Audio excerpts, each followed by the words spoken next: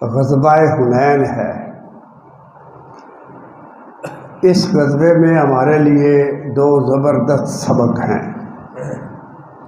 میں تھوڑا سا ٹائم زیادہ لوں گا، آج جمعہ ہے، کچھ بھائیوں کو چھٹی ہوگی،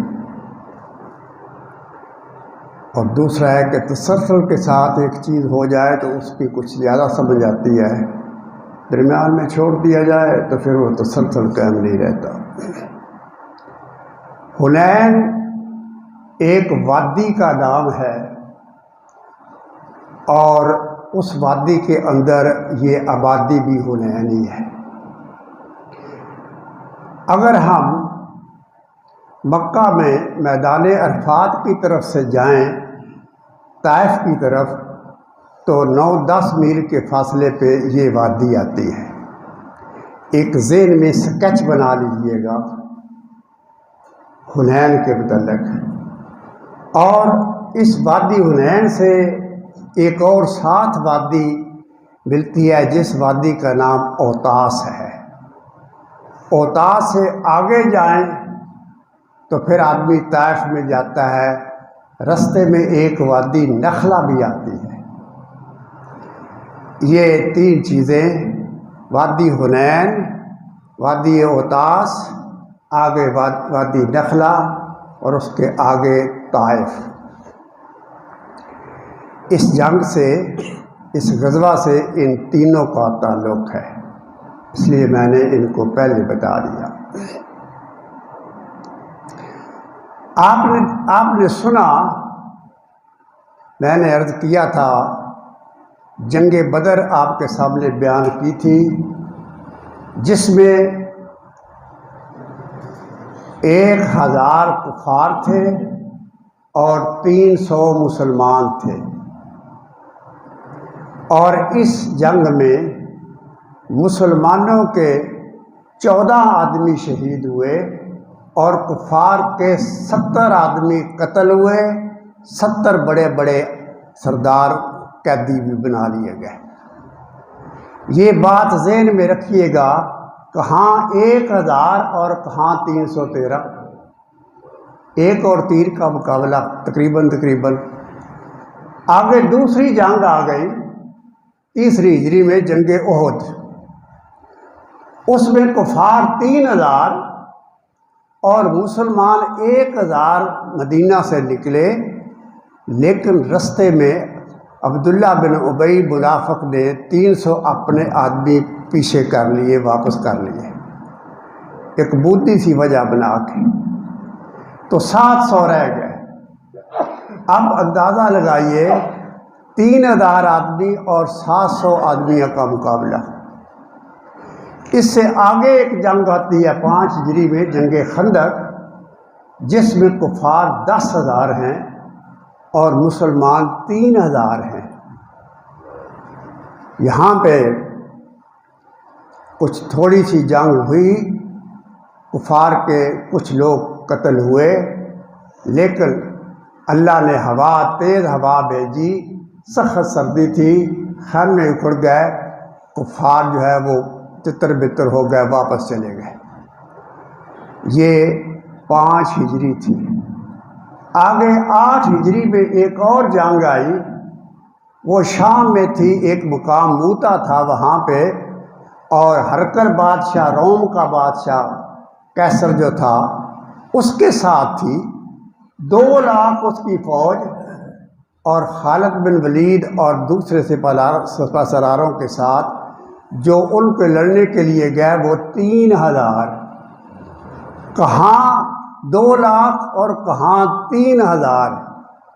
ان میں سے مسلمانوں کے آدمی 6 شہید ہوئے، اور کفار کے آدمی، آپ اس سے اندازہ لگا لیجئے کہ حضرت خالد بن ولید کی 9 تلواریں ٹوٹ گئی اس جنگ میں۔ کتنے مشرکین کو قتل کیا ہوگا، بے حساب قتل کیا۔ تعداد کی طرف دیکھیں تو یہ بھی ایک معجزہ ہے کہ 2 لاکھ میں 2,03,000 2 لاکھ فوج سے ٹکرا گئے اور پھر بچ کے واپس آ گئے۔ 2 لاکھ تو ان کی ایک بوٹی بھی ان کی نہ چھوڑتے، کہاں 3000 اور کہاں 2 لاکھ۔ لیکن یہ بھی ایک معجزہ دکھائی دیتا ہے کہ 3000 میں سے صرف 6 آدمی شہید ہوئے، ان کے بے شمار قتل کیے، باقی صحیح سلامت واپس آ گئے۔ یہ ساری اسلامی جنگیں ہیں جس میں آپ نے دیکھا کہ ہر جنگ میں ہمیشہ ہی مسلمانوں کی تعداد کم رہی ہے، لہذا مسلمانوں کی فتح کبھی بھی کثرت پہ نہیں ہوئی کہ کثرت ہو، زیادہ فوج ہو، زیادہ آدمی ہو تو فتح حاصل ہو۔ اس پہ مسلمانوں نے کبھی انحصار ہی نہیں کیا، ہمیشہ اللہ پہ توکل کیا ہے اور بڑی سی بڑی فوج سے ٹکرا گئے ہیں، اور اللہ نے ہر میدان میں ہر جنگ میں آپ کی مدد فرمائی۔ اس جنگ میں ایک بات ہو گئی، بات یہ ہوئی کہ کفار جو تھے وہ 20,000 تھے اور مسلمان 12,000 تھے۔ اب میں یہ پوری جنگ شروع کرتا ہوں۔ فتح مکہ کے بعد یہ جنگ بھی، یہ 8 ہجری میں 3 جنگیں ہوئی ہیں۔ جنگ موتا جس کا میں ذکر کیا، یہ ہوئی تھی جمادی الاول 8 ہجری میں 5ویں مہینے میں، اور 9ویں مہینے میں رمضان کے مہینے میں فتح مکہ ہوا، اور اگلے مہینے شوال کی 6 میں یہ جنگ حنین ہوئی۔ 1 ہجری میں قریب یہ جنگیں ہوئی۔ اب جب فتح مکہ ہو گیا تو وہ ارد گرد چھوٹے چھوٹے قبائل تھے، انہوں نے سمجھا اب ہم ان کا مقابلہ نہیں کر سکتے، وہ تو ایمان لے آئے۔ لیکن 2 ایسے قبائل تھے جو بڑے ضدی تھے، اڑیل تھے، طاقتور تھے اور خودی والے تھے، انہوں نے آپس میں مشورہ کیا، اور وہ 2 قبائل، ایک قبیلے کا نام حوازن تھا اور دوسرے قبیلے کا نام بنی ثقیف تھا۔ یہ بنی ثقیف کا قبیلہ طائف کا قبیلہ تھا، اور یہ حوازن کا قبیلہ حنین کے قریب ہی رہتا تھا۔ ثقیف کا وہ قبیلہ تھا کہ جب اللہ کے نبی نے اپنی نبوت کا اعلان فرمایا مکہ میں، تو کفار مکہ نے کہا اگر نبی آنا تھا پہلے تو ہم میں آتا، ہم سردار ہیں، اور اگر ہم میں نہ آتا تو طائف والوں میں آتا، اس لیے کہ ان کی آپس میں رشتہ داریاں تھیں۔ یہ دونوں قبائل بڑے تھے۔ محمد بن قاسم جو ہندوستان میں آیا تھا، اسی قبیلے سے وہ بھی تعلق رکھتا تھا۔ اب ان دونوں قبیلوں نے یہ مشورہ کیا، بجائے اس کے کہ مسلمان ہم پہ حملہ آور ہوں، ہم ان پہ حملہ آور ہوتے ہیں۔ اس کے لیے انہوں نے ایک مشترکہ اپنا سپہ سالار مقرر کر لیا، اور اس سپہ سالار کا نام مالک بن عوف تھا، نصری، مالک بن عوف نصری یہ سپہ سالار تھا۔ اس نے 20,000 جوان تیار کیے دونوں قبیلوں میں سے، اور ان 2 قبیلوں کے ساتھ اور بھی 3-4 قبیلے چھوٹے چھوٹے مل گئے۔ ان میں ایک قبیلہ مضر تھا، ایک قبیلہ جوشم تھا، ایک قبیلہ بنو سعد تھا، ایک قبیلہ بنو حلال تھا۔ یہ بنو سعد قبیلہ ذہن میں رکھیں، یہ وہ قبیلہ ہے جہاں نبی اکرم صلی اللہ علیہ وسلم نے پرورش پائی تھی، وہ ماہ حلیمہ والا قبیلہ، یہ بھی ان کے ساتھ تھا۔ اب ان سارے قبائل میں سے 20,000 لوگ لڑائی کے لیے تیار ہوئے، اور جوشم قبیلے میں ایک آدمی تھا جس کا نام دریدہ بن سما تھا۔ یہ نہایت ہی اپنے زمانے میں نہایت ہی بہادر، سمجھدار، عقل مند اور جری جرنیل تھا۔ اس نے بھی یہ نہایت بوڑھا ہو گیا تھا، اب لڑ نہیں سکتا تھا۔ لوگوں نے کہا کہ اس کو بھی ساتھ لے لو، یہ تجربہ کار جرنیل ہے، یہ مشورہ دے گا۔ اس سپہ سالار نے کہا کہ ٹھیک ہے، اس کو بھی ساتھ لے لیتے ہیں۔ اب یہ بوڑھا جرنل بھی اس لشکر میں شامل ہے۔ یہ پورے کا پورا لشکر وادی حنین سے چل کے آگے وادی اوتاس میں آتا ہے۔ اب اس مالک بن کعب نے اپنے لشکر کو کس طرح ترتیب دی، اس سے پہلے دنیا میں کسی نے بھی اپنی لشکر کو اس طرح ترتیب نہ دی ہوگی۔ سب سے آگے اس نے اپنے گھوڑ سوار رکھے، اس کے پیچھے پیدل فوج رکھی، اور اس کے پیچھے عورتیں رکھی، اور 7 بچے رکھے، اس کے پیچھے اونٹ اور بکریاں رکھی۔ یہ اس نے اپنے لشکر کی ترتیب بنائی۔ کسی نے اس سے پوچھا کہ یہ تو نے کیسے ترتیب بنائی؟ اس نے کہا اب جو آگے لڑیں گے نا انہیں یہ پتہ ہے کہ ہمارا بال بچہ پیچھے ہے۔ آدمی بھاگتا ہے بال بچے کے لیے یا مال کے لیے، میں ان کا بال بھی ساتھ لے آیا ہوں اور بال بچہ بھی ساتھ لے آیا ہوں۔ یہ اب بھاگے کے نہیں، لڑیں گے، اب جم کے لڑیں گے۔ یہ جو بوڑھا آدمی جرنیل تھا، یہ درا بن سما، اس نے دیکھا کہ رات کے وقت کچھ آواز آ رہی ہے بچوں کی اور اونٹوں کی اور گدھوں کی اور بکریوں کی، بمیانے کی اور گدھوں کی بھی آواز آ رہی ہے، اونٹوں کی بھی آ رہی ہے۔ اس نے پوچھا یہ آواز کیسی ہے؟ کسی نے اسے بتایا کہ مالک بن عوف نے یہ ساری لشکر کی ترتیب اس طرح دی ہے۔ اس نے کہا یہ تو بڑی غلطی کی، جب آدمی شکست کھاتا ہے پیچھے بھاگتا ہے تو لشکر میں اسے ایک ہی چیز، 2 ہی چیزیں کام دیتی ہیں، یا جو اس کے پاس تلوار ہو یا ڈھال ہو، یہ دونوں چیزیں اس کو کام آتی ہیں۔ باقی بھاگنے سے کوئی چیز اسے روک نہیں سکتی۔ اور اگر ہمیں شکست ہو گئی تو ہمارا یہ بال بچہ، ہم ذلیل و رسوا ہو جائیں گے۔ بہتر یہ ہوتا کہ اپنے بال بچے کو اور مال کو کسی محفوظ جگہ پہ رکھ کے آ جاتا اور لشکر کو لاتا۔ اگر فتح ہوتی تو یہ بال بچہ آگے آ جاتا، اور شکست ہوتی تو کم از کم یہ محفوظ جگہ پہ ہوتا۔ یہ بات کمانڈر تک پہنچی۔ اس نے کہا یہ بوڑھا ہو گیا ہے، اس کا دماغ خراب ہو گیا ہے، یہ صحیح نہیں بھائی، میں اس کی بات نہیں مانوں گا۔ اس نے ابازل اور ثقیف دونوں قبیلوں کو مخاطب کیا اور کہا کہ دیکھو اگر تم نے میرا ساتھ دینا ہے تو دو، اگر میرا ساتھ نہیں دو گے تو میں ابھی اپنی تلوار کو اپنے پیٹ کے اوپر رکھ کے خودکشی کر لوں گا۔ دونوں قبیلوں نے یک لخت کہا کہ ہم تمہارے ساتھ ہیں، ہم تمہارے ساتھ ہیں۔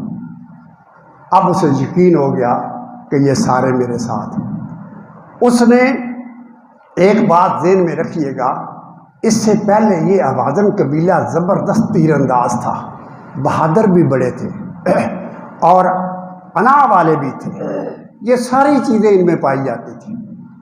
اب اس کمانڈر نے ان کی کچھ اس طرح ترتیب دی کہ وادی حنین کے اندر جو کوئی درے تھے وہاں پہ ان کو مورچوں میں بٹھا دیا اور ان کو کہہ دیا کہ جو ہی مسلمان اس وادی میں داخل ہو، اس داخل ہونے کے لیے وہ دروں سے گزرے، ان کے اوپر تیروں کی بارش کر دو اور تلواروں سے ان کو کاٹ دو۔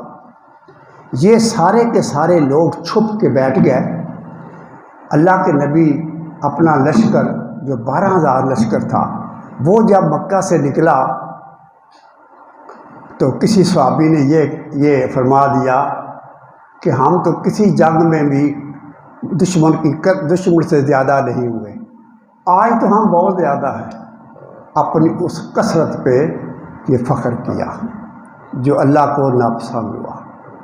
اللہ کو پسند، یہ بات اللہ کو کبھی بھی پسند نہیں۔ دیکھیے اسلام میں اپنے اسباب کو جہاں تک ممکن ہو استعمال کرو، اس کے بعد یقین جو ہے وہ اللہ پہ رکھو کہ اس کی توفیق سے فتح ہوگی، شکست ہوگی، یا کام میرا ہوگا یا نہ ہوگا۔ اسلام کا یہ عقیدہ، جب بھی کسی کے اندر یہ عقیدہ ہلے گا تو اللہ پھر اسے سزا دے گا، آخرت کی سزا بھی ہوگی اور اس دنیا میں بھی سزا ہوگی۔ اس لیے قیامت تک مسلمان کا ہمیشہ یہی عقیدہ ہونا چاہیے، پختہ عقیدہ ہونا چاہیے کہ اسباب کو میں استعمال کروں گا اپنی حد تک، جہاں تک کر سکتا ہوں، اور اس کے بعد اسباب پہ انحصار نہیں کروں گا، انحصار اللہ کی توفیق پہ کروں گا، اللہ پہ کروں گا، اس پہ توکل رکھوں گا، تو پھر وہ صراط مستقیم پہ ہوگا۔ یہ بات صحابی کے منہ سے یہ بات نکل گئی۔ کیوں نکلی؟ فقہا اس کا ایک اور پہلو بیان کرتے ہیں۔ وہ کہتے ہیں کہ اللہ کے نبی، یہ بات سنن نسائی میں ہے، یہ حدیث کی کتاب ہے، اس میں یہ حدیث ہے، اللہ کے نبی ایک دفعہ صبح سویرے فجر کی نماز پڑھا رہے تھے کہ اور آپ سورہ روم تلاوت فرما رہے تھے کہ آپ کی قرات میں خلجان اور اشتباہ پیدا ہوا، گڑبڑ جی پیدا ہو گئی۔ آپ نے نماز ختم کر کے صحابہ کی طرف آپ مخاطب ہوئے تو آپ نے ارشاد فرمایا، ان لوگوں کا کیا حال ہے، ان لوگوں کا کیا حال ہے جو اپنا وضو صحیح نہیں کرتے، اور ان کے وضو صحیح نہ کرنے کی وجہ سے میری نماز میں یہ خلجان اور یہ گڑبڑ پیدا ہوئی۔ فقہا نے اس کی تشریح یہ کی، حالانکہ وہ سارے لوگ صحابی تھے اور آپ کے پیچھے نماز پڑھ رہے تھے، سب نے وضو کیا ہوا تھا، لیکن بات کیا تھی کہ وضو کے آداب اور سنن میں شاید کوئی کمی رہ گئی تھی، وضو کا وہ حسن اس حد، اس کمال تک نہیں پہنچا ہوا تھا، اور اس وضو کے اس حسن کی وجہ سے اس کا اثر اللہ کے نبی کے قلب مبارک پہ ہوا، اور اللہ کے نبی نے یہ ارشاد فرمایا۔ یہاں سے یہ پتہ چلا کہ جب آدمی یہ سنن اور آداب کا لحاظ تھوڑا کرے تو اللہ کے انوار اور برکات جو ہیں وہ کم ہو جاتے ہیں۔ اس لیے اللہ کے نبی کے اس منور قلب پہ یہ اثر ہوا کہ نماز میں جو ہے اشتباہ پیدا ہوا۔ اب اس کے بعد اگلی بات یہ تھی کہ صحابہ، یعنی گویا اس سے یہ نتیجہ اخذ ہوتا ہے کہ جب بھی آدمی نماز ادا کرے، اگر اس کے وضو میں بھی تھوڑی سی کمی رہ جائے تو امام کے قلب پہ اثر ہوتا ہے۔ اس کا مطلب یہ ہوا کہ مجلس کا اثر ہوتا ہے، مجلس کا اثر ہوتا ہے، اور مجلس کا اثر اس طرح ہوتا ہے کہ ایک سے دوسرے میں سرایت کر جاتا ہے۔ مثال کے طور پہ ہم ایک مثال لیتے ہیں، ایک آدمی کو اباسی آ گئی، آپ کے پاس ہے، جمائی سے آئی، اسے نیند آئی ہوگی، آپ پاس بیٹھے ہوئے، شرطیہ آپ کو بھی جمائی آ جائے گی، یہ اس کی صحبت کا اثر ہوا ہے۔ اب چونکہ اسلامی لشکر میں 12,000 لشکر تھا، اس میں 10,000 تو وہ لوگ تھے جو مدینے سے آئے تھے، اور 2,000 نئے مسلمان ہوئے تھے۔ ابو سفیان تھا، بے شمار اور بھی تھے، 2,000 نئے مسلمان ہوئے تھے، ابھی تک ان کے اندر اسلام پختہ نہیں ہوا تھا، ان کا ایمان کامل نہیں ہوا تھا، اور وہ لشکر میں شامل تھے۔ اس وجہ سے ان کے اس بات کی وجہ سے صحابہ پہ بھی اثر ہوا، اور ایک صحابی کے منہ سے یہ کلمہ نکل گیا کہ آج تو ہماری کثرت ہے، آج تو ہم بہت زیادہ ہیں، آپ تو ہم جیتیں گے، فتح یاب ہو گئے۔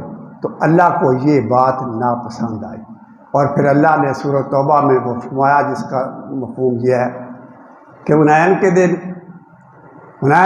انہوں نے اپنی یہ کثرت والا معاملہ پیش کیا، اور اللہ کو ان کی یہ بات پسند نہ آئی، اور اللہ نے ان کی زمین ان کے لیے تنگ کر دی، اور وہ پیچھے بھاگے، اور پھر اللہ تعالیٰ نے ان پہ سکینت نازل فرمائی، اللہ کے رسول پہ اور ان پہ، اور پھر وہ واپس پلٹے، اور پلٹ کے پھر کافروں کو انہوں نے قتل کیا اور کافروں کو سزا دی۔ تو اس طرح یہ جنگ جو ہوئی، تو اس وجہ سے جب وہ کافر مکینوں میں بیٹھے ہوئے تھے، اپنے مورچوں میں بیٹھے ہوئے تھے، اچانک یہ 12,000 گئے، تو انہوں نے اچانک ان پہ تیر اندازی شروع کر دی، تو سارے کے سارے پیچھے بھاگنے شروع ہو گئے۔ اللہ کے نبی اکیلے رہ گئے، بالکل اکیلے نہیں، صحابہ حضرت عمر رضی اللہ تعالیٰ عنہ، حضرت ابو بکر صدیق رضی اللہ تعالیٰ عنہ، حضرت علی رضی اللہ تعالیٰ عنہ، حضرت عباس رضی اللہ تعالیٰ عنہ، کچھ اور مہاجرین آپ کے ساتھ تھے۔ تو حضرت عباس رضی اللہ تعالیٰ نے نبی اکرم صلی اللہ علیہ وسلم خچر پہ سوار تھے، آپ پیچھے واپس نہیں مڑے، آپ کا خچر کفار کی طرف ہی تھا اور آپ اس کو ایڑی لگا رہے تھے اور دوڑا رہے تھے کافروں کی طرف، اور ساتھ یہ فرما رہے تھے کہ میں اللہ کا نبی ہوں، میں عبداللہ کا بیٹا ہوں، تو اللہ نے میرے ساتھ، میں جھوٹا نہیں ہوں، اللہ نے میرے ساتھ فتح کا معاملہ کی وعدہ کیا ہے۔ یہ بات بھی فرما رہے تھے، یہ بات آپ کے چچا بھی سن رہے تھے، آپ کے چچا زاد بھائی ابو سفیان بن حارث بھی سن رہے تھے۔ انہیں یہ شک پیا کہ اللہ کے نبی اکیلے ہی اپنے سواری کو لے کے دشمن میں داخل ہو جائیں گے، بلکہ آپ کے چچا نے آپ کی لگام تھام لی اور چچا کے بیٹے نے آپ کی رکاب تھام لی تاکہ خچر کو روک لیں۔ جب انہوں نے خچر کو روک لیا تو اللہ کے نبی نے اپنے چچا سے یہ ارشاد فرمایا کہ چچا جان آواز دو لوگوں کو، اور ان لوگوں کو آواز دو جنہوں نے بیت رضوان کی تھی، جنہیں بیعت کی تھی کیکر کے درخت کے نیچے، اور ان کو آواز دو جو انصار ہیں۔ اب جب حضرت عباس کا بہت آواز بلند تھا، آپ نے زور سے آواز دی تو تاریخ میں آتا ہے کہ وہ لوگ جو بھاگ گئے تھے پیچھے اس طرف پیچھے مڑے، جس طرح آپ نے دیکھا کہ یہ گائے جو ہے یہ بہر چرنے کے لیے گئی ہو اور شام کو یہ گھر آتی ہے تو بچھڑے کی طرف دوڑ کے جاتی ہے، اس طرح یہ سارے کے سارے صحابہ دوڑے اور نبی اکرم صلی اللہ علیہ وسلم کے ارد گرد اکٹھے ہو گئے۔ پھر جنگ شروع ہو گئی۔ اب جب جنگ شروع ہوئی زور کی، تو جب خوب لوہا گرم ہو گیا تو اب ایک جبیر بن مطعم راوی ہے اس کے، وہ کہتے ہیں کہ کفار کے ساتھ جب میدان گرم ہو گیا تو آسمان سے ایک سیاہ رنگ کی چادر گری، اور چادر گری وہ ہمارے اور ان کے درمیان گری، اور ان چادر میں سے بے شمار سیاہ رنگ کی چونٹیاں نکلی اور وادی میں پھیل گئی، اور ساتھ ہی کہتے ہیں اللہ کی قسم مجھے اس میں کوئی شک نہیں ہے کہ وہ فرشتے تھے، بس ان کا آنا تھا، اس طرح ہونا تھا۔ اسی وقت کفار کو شکست ہو گئی، کفار بھاگنے شروع ہو گئے۔ کفار کے 3 گروہ بن گئے، ایک گروہ طائف کی طرف دوڑ گیا جس میں ان کا سردار بھی شامل تھا، اور ایک گروہ جو تھا اوتاس وادی کی جہاں پہ آبادی تھی وہاں اس طرف بھاگ گیا، اور تیسرا گروہ جو تھا وہ نخلا کی وادی کی طرف بھاگ گیا۔ اب یہ تینوں گروہ بھاگ گئے۔ اللہ کے نبی نے اوتاس جو گروہ تھا اس کی طرف ابو موسیٰ اشعری رضی اللہ تعالیٰ عنہ کے چچا ابو عامر رضی اللہ تعالیٰ عنہ کو سپہ سالار بنا کے ان کی سرکوبی کے لیے بھیجا۔ وہ اوتاس کی طرف گئے اور تھوڑی سی جنگ ہوئی اور اس میں وہ بوڑھا بھی قتل ہو گیا جو مشورے کے لیے لائے تھے۔ یہ تو ایک معاذ ختم ہو گیا۔ اب نخلا کی طرف بھی بھیجے گئے، نخلا کی طرف بھی ایک گروہ بھیجا گیا، انہیں بھی شکست ہوئی، اور اس کے بعد اللہ کے نبی نے طائف کا محاصرہ کر لیا۔ بہت بڑا شہر تھا، بڑے بڑے چودھری تھے، اور یہ سارے بھی وہاں پہ مسحور ہو گئے۔ کچھ دن محاصرہ رکھا، یہ میں بعد میں عرض کروں گا۔ کچھ دن محاصرہ رکھا اور اس کے بعد محاصرے کو توڑ کے نبی اکرم صلی اللہ علیہ وسلم واپس پھر آ گئے۔ ایک مقام ہے جہرانہ، وہاں پہ آپ نے مال غنیمت اکٹھا کیا تھا اور ایک صحابی کی ڈیوٹی لگائی تھی کہ تم اس کی حفاظت کرنا، اور محاصرے کے لیے آپ چلے گئے۔ آپ پھر واپس آ گئے، واپس آئے مال غنیمت کی طرف، تو آپ نے کچھ تھوڑا سا انتظار کیا تقسیم کرنے میں۔ آپ کا خیال تھا کہ بنی ہازن کے لوگ شاید واپس آ جائیں، مسلمان ہو کے آ جائیں، تو ان کا مال ان کو واپس دے دیا جائے، لیکن وہ نہ آئے۔ آپ نے وہ مال تقسیم کر دیا، قیدی بھی تقسیم کر دیے۔ کتنے قیدی تھے؟ 6000 قیدی تھے۔ کتنے اونٹ تھے؟ 40,000 اونٹ تھے۔ کتنی بکریاں تھیں؟ 60,000 بکریاں تھیں۔ اور کتنی چاندی تھی؟ 4000 اوقیہ، پتہ نہیں کتنے ٹن بنتی ہے۔ یہ ساری کے سارا آپ نے تقسیم کر دیا۔ جب آپ نے تقسیم کر دیا، تقسیم کرنے کے بعد مسلمان ہو کر حوازن کا ایک وفد آ گیا جن کا سردار زہیر تھا۔ وہ آیا، اللہ نبی نے ارشاد فرمایا کہ میں نے تو پہلے انتظار کیا تھا، اب تو میں سب کچھ تقسیم کر چکا ہوں۔ تو اس نے آ کے ان کا جو سردار تھا اس نے نبی اکرم صلی اللہ علیہ وسلم کو خطاب کیا اور کہا یا رسول اللہ صلی اللہ علیہ وسلم، یہ جو قیدی آپ نے کیے ہیں اس میں آپ کی خالائیں بھی ہیں، آپ کی پھوپھیاں بھی ہیں اور آپ کی بہن بھی ہے۔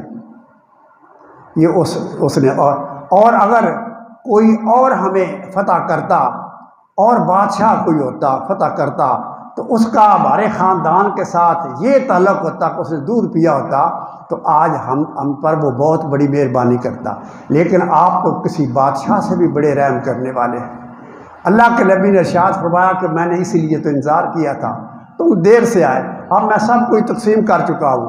ہاں البتہ یہ ضرور ہے کہ میں اور میرا خاندان بنو ہاشم جتنے قیدی تمہارے ہیں وہ بھی اور جتنا ہاں اس کے بعد اللہ کے نبی نے فرمایا کہ اب دو چیزیں ہیں، ایک قیدی ہے اور ایک مال ہے، ان دونوں چیزوں میں سے ایک کا انتخاب کر لو۔ تو ان کے سردار نے کہا یا رسول اللہ صلی اللہ علیہ وسلم مال تو آنی جانی چیز ہے، ہمارے قیدی واپس کر دیں۔